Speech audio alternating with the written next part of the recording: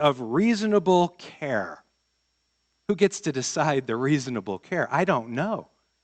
But I want you to know, I'm not so assured now at Oregon's law. You know, it's interesting. Colorado, their law, because I wanted to make sure, it just says you're exempt from liability, period. So I was really happy there. Now, knowing that, will it stop me, will it stop you, though, from doing the right thing anyway? Something to think about. Something to think about. Last week we began talking about Esther, her story. And what we discovered is there were three major players last week. There was Xerxes the king, there was Esther, there was Mordecai. Mordecai is the older cousin of Esther who has adopted her as his daughter with her parents having died. Xerxes needs a queen. Esther is his woman. It's a beautiful story, and what we discovered last week is God has placed Esther in this amazing position of influence. She doesn't know how it's going to play out, but there she is, and it's glorious, and we talked about the fact that every single one of us influence. Every one of us. Doesn't matter if you're a queen or you're a janitor. You influence. It's by how we live, what we do, and we either elevate how people see God or we diminish by what we do, what we say. Important. As we continue in Esther's story today, I want you to ponder, will I do the right thing, the good thing, the God-honoring thing, even if it has negative consequences? Will I do it anyway? So, Esther chapter 2 is where we are. It says this. When the virgins were assembled a second time, Mordecai was sitting at the king's gate. But Esther had kept secret her family background and nationality, just as Mordecai had told her to do. For she continued to follow Mordecai's instructions as she had done when he was bringing her up. During the time Mordecai was sitting at the king's gate, Bigthan and Teresh, two of the king's officers who guarded the doorway, and it's actually his doorway where he sleeps, became angry and conspired to assassinate King Xerxes. Mordecai found out about the plot and told Queen Esther, who in turn reported it to the king, giving credit to Mordecai. And when the report was investigated and found to be true, the two officials were hanged on a gallows, and all this was recorded in the book of Annuals in the presence of the king. Okay? So that's the beginning of chapter 2. Esther is queen. She's kept her ethnicity a secret. We talked about that last week. There was some anti-Jewish vibes or feelings in the Persian Empire, and that was one way of honoring Mordecai, but also protecting Esther. Mordecai is at the king's gate. Now, what this means is that Mordecai is a minor official in the court. He oversees the king's gate, the goings and comings. It's believed that most likely, or it's at least proposed, that Esther played a role in getting him appointed. Sometimes people say it's who you know, not what you know. Maybe that was true in this case. Now, in most Mideastern countries in this day and age, and before and even after, at the gate, the main gate, a lot of meetings were held. Official groups met and conducted business. Two assassins meet at the gate, and they talk. And either Mordecai hears them, or he is informed of their plot to kill the king. They are two of his personal bodyguards. Mordecai informs Esther. Esther informs King Xerxes, reminding him or telling him that it's my cousin Mordecai, the guy at the gate, who's reporting this. It's researched. It's found to be true. Bigthan and Teresh, they're executed, hung at a gallows. And it's recorded, it's said, in the Annuals of the king. In other words, every Persian king kept a diary, so to speak, a journal. He didn't do it. Someone else wrote it for him. But it was kept on his behalf. And that's how chapter 2 ends. Now, if you were a Mideastern scholar, which none of us are, but I got to read about it, you would know something was missing. You see, whenever someone did something worthy like this, what Mordecai did of praise and honor, it was rewarded by the king or nobles. Always. The Persians were incredibly generous this way, but we have absolutely nothing, do we? There's nothing about Mordecai being recognized, rewarded, honored. Keep that in mind. It will play out in the story. And if you know the story, you know what I'm talking about. And if you don't, you'll get it. You'll get it. All right, we're going to continue now. Esther 3. We start with Esther 3. After these events, King Xerxes honored Haman, the son of Hammedatha, the Agagite, elevating him and giving him a seat of honor higher than that of all the other nobles. All the royal officials at the king's gate knelt down and paid honor to Haman, for the king had commanded this concerning him, but Mordecai would not kneel down or pay him honor. You can hear the music changing right now. Then the royal officials at the king's gate asked Mordecai, "Why do you disobey the king's command?" Day after day they spoke to him, but he refused to comply. Therefore they told Haman about it to see whether Mordecai's behavior would be tolerated, for he had told them he was a Jew. Haman saw that Mordecai would not kneel down or pay him honor. He was enraged. Yet having learned who Mordecai's people were, he scorned the idea of only killing Mordecai. Instead, Haman looked for a way to destroy all of Mordecai's people, the Jews, throughout the whole kingdom of Xerxes. So what a difference a day makes. Not in such a good way, but there it is. And that's where we're stopping on the story. Esther becomes queen of Persia in the 7th year of Xerxes' reign. Okay? So he's been a king for 7 years. Vashti's been his queen. Now Vashti's put out to pasture or whatever. And Esther is queen. 7th year. 5 years later, Haman, so there's a lot that goes on actually in the story that we're not privy to. But 5 years comes and goes, and Haman is now promoted to prime minister. There's only one person more powerful in the kingdom than Haman. It's the king. And what the king does is he tells everyone to treat Haman as if they're treating him. So when Haman comes in the room, we were supposed to all bow. When Haman walked along, everyone bowed as he walked, and as he goes through the gates, he is to be bowed to. Haman is a descendant of the Amalekites. This is real important for the story. 1,000 years before this time, Exodus 17, the Israelites are traversing through the wilderness, right? The Sinai wilderness. They're on their way to the promised land, and the Amalekites are marauders and raiders and pirates of the desert, and they attack the Israelites relentlessly. Okay?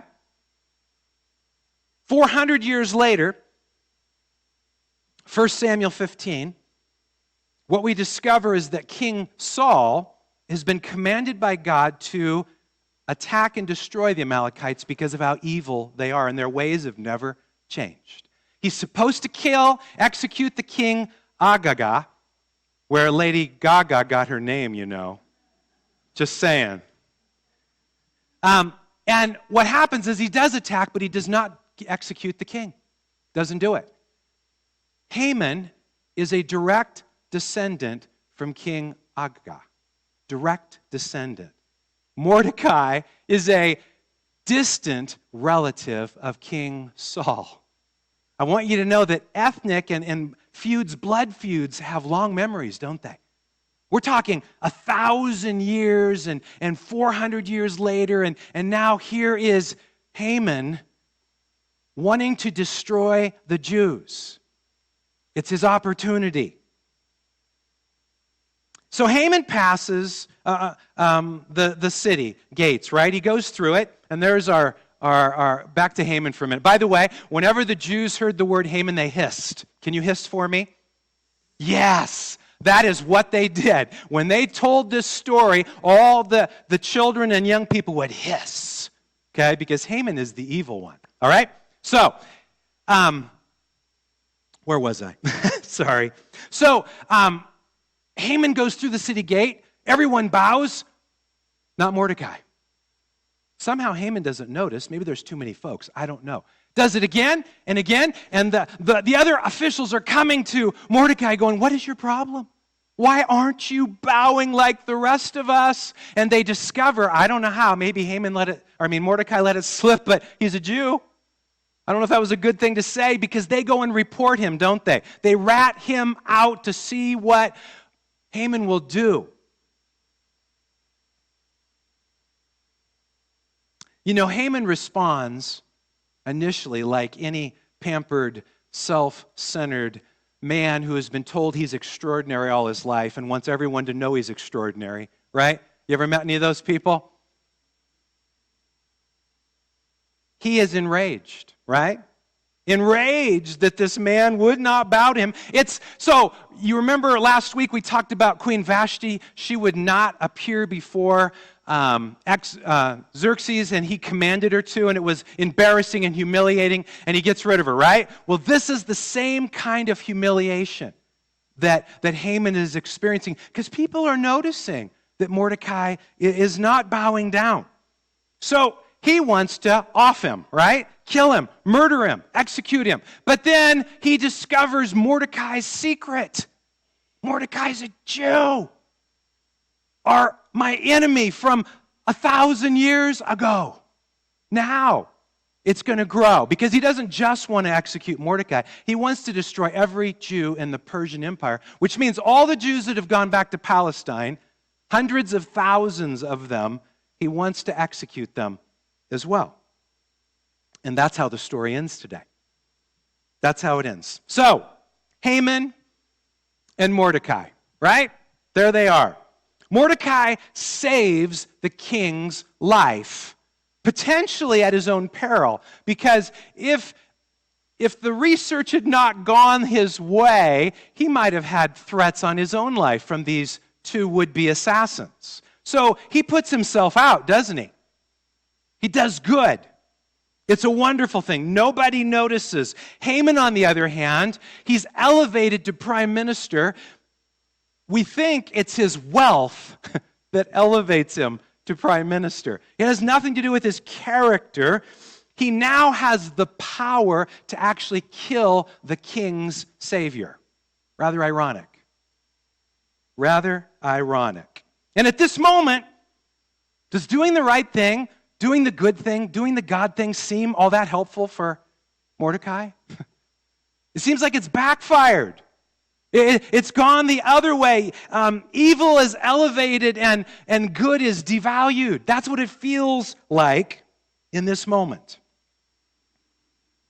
In Psalm 73, there's a man by the name of Asaph, and he was a Levite, one of the people that helps run the temple, and he was a poet and a singer, and he wrote a hymn. He wrote a song in Psalm 73. Every psalm is sung. You know that. We just don't have the tunes, okay? Every psalm is sung. And he begins to sing this song, and it's a song of lament. So this is how it starts in verse 2. It says this, "But as for me, I almost lost my footing. My feet were slipping, and I was almost gone, for I envied the proud when I saw them prosper despite their wickedness." You ever had that moment? Man, how are they blessed when they are so slimy? Right? Then he goes on, and we skip some to verse 13 and 14, and it says, "Did I keep my heart pure for nothing? Did I keep myself innocent for no reason? I get nothing but trouble all day long. Every morning brings me pain." And he's been lamenting how the wicked get away with everything. They get their cake and they eat it too, right? All right. This psalm was written 590 BC, about 100 years before Esther and Mordecai. So they may very well have read this psalm. Very well. And you could just hear when in Mordecai next week, we're going to find that he's going to hear all about Haman and what Haman's up to. And can you just imagine him saying, "Come on, God, what are you doing? Why are you waiting? What is going on?" Just like this psalmist. How is it, as our verse we've been memorizing, your steadfast love? How is that true? Your mercies are new every morning. Come on, God. Great is your faithfulness. I'm not seeing it. You been there? We've all been there. All of us have. It feels a little bit like helping to take a gun away from a would-be killer and getting his punishment too. The boy that got suspended. That's what it feels like at times. So we have this notion that A plus B equals C. Now, A might be, and by the way, this is linear and direct and uncomplicated the way we see life at times. So A might be this, doing the right thing. And B might be following God's rules. And if it's just simple, uncomplicated, we get C, which is everything works out swell. Right? That's the uncomplicated approach. Is this the way life works at times? Sometimes. Other times, doing the right thing, A, following God's rules, B, nothing good happens. C, right? That happens at times. It's far more complicated than we would like to admit. So, the author of Treasure Island, Robert Louis Stevenson, said this, and I found this very important. By the way, he's not a follower of Jesus, wasn't, but he had wisdom. He said, "Don't judge each day by the harvest you reap, but the seeds that you plant." Sounds like a proverb, doesn't it? For Mordecai, what he was doing was probably a seed planting day. He wasn't harvesting anything that was encouraging. We do that often as well. Not all days are harvest days. Some days, we're just simply planting. You know, going where God calls us to go is costly, right? Sometimes not going where God wants us to go is also costly. But think about it. Abraham, everything's going well. He's living in Ur of the Chaldees, which is in Babylonia, close to where the Persians are, close to where Susa is, where Esther is. Everything's going great. He has all these amazing crops, and all his animals are flourishing. And God comes and says, "Go to Canaan." It's a desert, by the way. It's not very prosperous. And that's where I want you to go. Then he promises him a kid, right? And he waits 25 years for the fulfillment. A and B, right? Following God, doing the right thing, and C was a long wait. Long wait. Moses, we talked about him not that long ago. A burning bush talks to him, tells him to go to Egypt and tell Pharaoh, God, Yahweh says, "Let my people go." And all that did was make it worse for Israel. Because Pharaoh had been giving Israel, they're making bricks, right? They're making bricks for all those amazing projects in Egypt, and he had been giving them straw, and now he takes the straw away but says the quota has to be the same. It just got worse. David, he's 17. He gets anointed by Samuel to be the next king of Israel. He goes and he defeats Goliath, a miracle, and then what happens? Is he the king? 13 years of running for his life from King Saul happen. Then he's king. So I want you to understand, and I have to understand this, folks, there's a price for following. There's also a cost for not following as well. So doing the good thing does not always equal what we feel good about, yet it becomes God's will. So Galatians 6, this is important scripture. This is Paul talking. Galatians 6 says this, "Don't be misled. You cannot mock the justice of God. You will always harvest what you plant. Interesting that Steve Van Buren talked about a garden earlier. He didn't know I was going to talk about this, right? Planting and harvesting. There's time in between. But Paul says, don't be misled, because we often think, oh, it's not going to work the way we want it to, or it's not. You cannot mock the justice of God. You will always, that's a big always that covers everything. You will always harvest what you plant. Those who live only to satisfy their own sinful nature will harvest decay and death from their sinful nature. So notice how it's going to play out in Esther's story, okay? Because it will. But, he says, those who live to please the Spirit will harvest everlasting life from the Spirit. And I want you to know that word everlasting is not for when you die. It starts today. That's life everlasting. It starts today. So, let's not get tired, Paul says, doing what is good. At just the right time, we'll reap a harvest of blessing if we don't give up. Okay? So, those nasty people, they're going to get it when it's time. Don't be one of those nasty people. But they will. It will happen in God's time, and God's faithfulness is going to shine through for us in the right moment. You know, night lasts for just a season, doesn't it? And then the new day comes, and it's glorious. And if you watch the sunrise here in Klamath Falls, you are blessed, because it is beautiful. The night lasts for a time, but the morning comes. The morning comes. And sometimes the blessing happens right in the moment. Other times it's delayed. But Paul says, if we will persevere, hang in there with God, it will. So he's telling us to not abandon ship when times are hard. To not give up when times are hard, when the waves are coming over the bow. We've never been in this kind of storm before. Don't give up. I'm with you. I'm with you.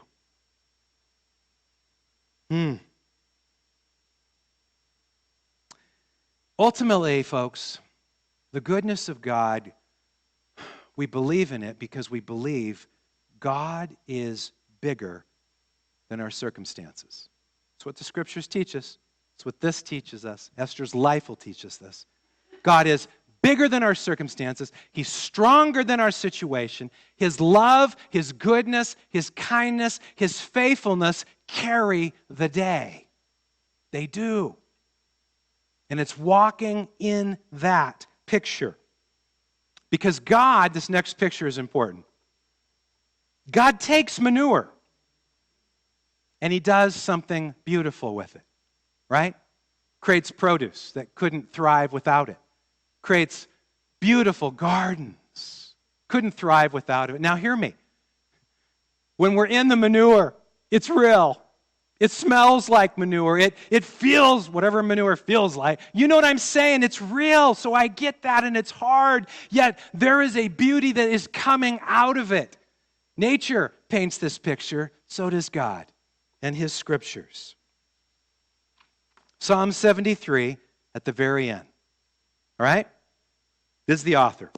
Then I realized that my heart was bitter and I was all torn up inside. I was so foolish and ignorant, I must have seemed like a senseless animal to you. He's talking to God. Yet I still belong to you. You hold my right hand. You guide me with your counsel, leading me to a glorious destiny. Whom have I in heaven but you? I desire you more than anything on earth. My health may fail and my spirit may grow weak, but God remains the strength of my heart.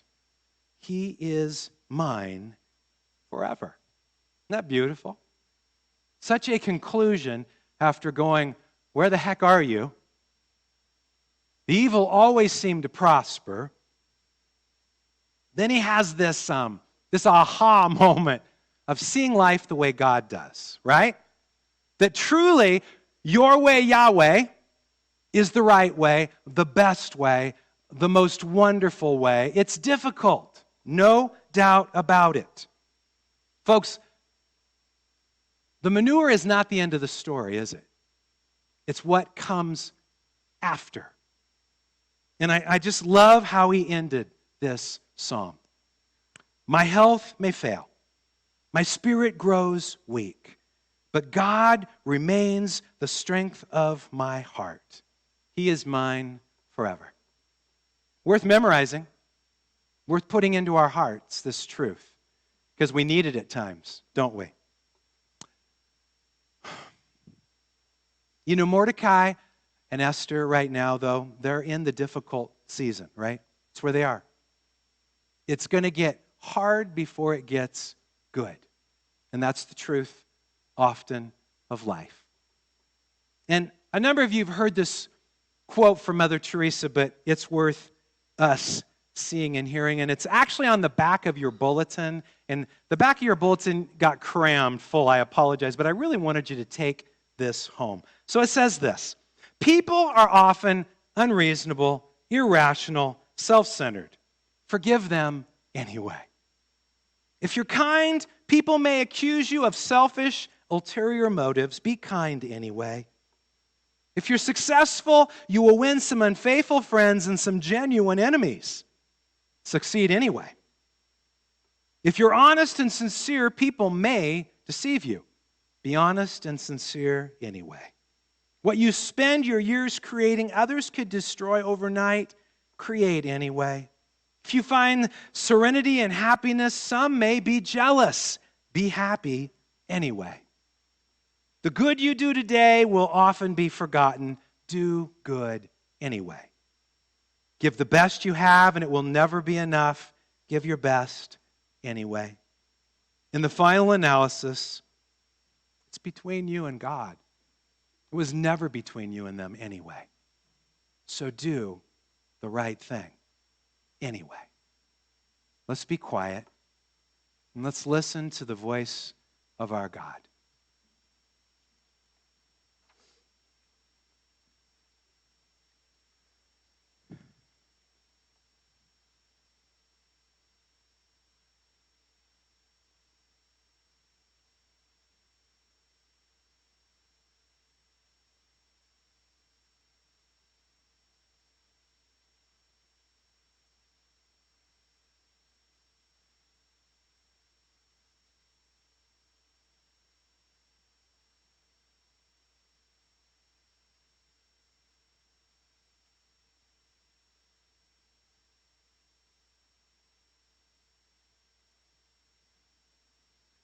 Jesus, we all recognize there are great moments in life and very challenging moments in life. And we experience both of those in great proportions. We thank you